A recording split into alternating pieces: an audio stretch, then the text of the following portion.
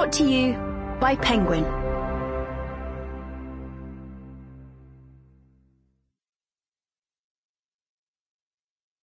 The Architecture of Modern Empire by Arundhati Roy. Read by Jeed Saddy.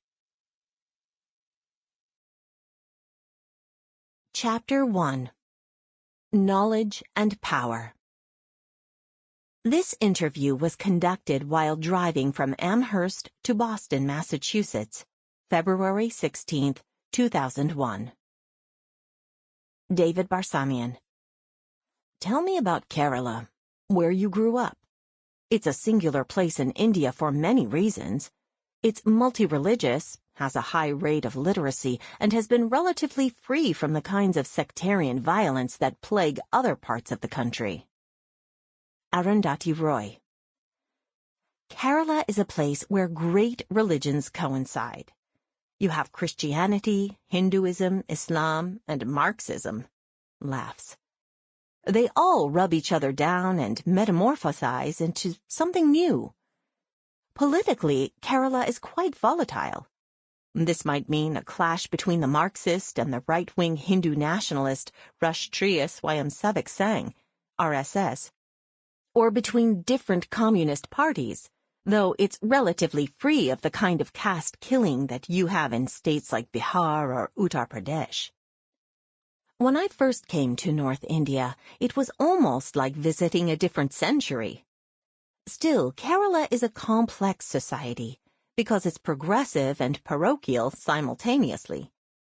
Even among the Syrian Christians, who are the oldest, most orthodox Christians in India, you have caste issues. If you look at the communist parties, most of their leaders are upper caste. When they fight elections, candidates are carefully chosen to represent the dominant caste of their respective vote bank. An example of how communism will harness the traditional caste system in its quest for power in a representative democracy. Kerala is known for its high literacy rate, but the quality of the education itself is execrable. Kerala University is among the worst universities in India. I don't think that something like the Narmada Valley Development Project could easily happen in Kerala. That kind of mass injustice, the eviction of hundreds of thousands of people, might be hard to pull off. On the other hand, the first thing EMS Namboodiripad did when he came to power as head of the first democratically elected communist government in the world was to get Birla, the big industrial group, to set up a huge rayon factory in Calicut. In the last 30 years, that factory has denuded the bamboo forest, poisoned the Chalia River, and polluted the air. There is a high incidence of cancer among the local people and the factory workers. The factory is Kerala's biggest private industry, and Kerala, being Kerala, has 13 trade unions. In the name of employing 3,000 people, it destroyed the livelihood of hundreds of thousands who lived on these natural resources. Fishermen, bamboo workers, sand quarriers. They don't qualify as workers in the communist dictionary. The government and courts did nothing about it.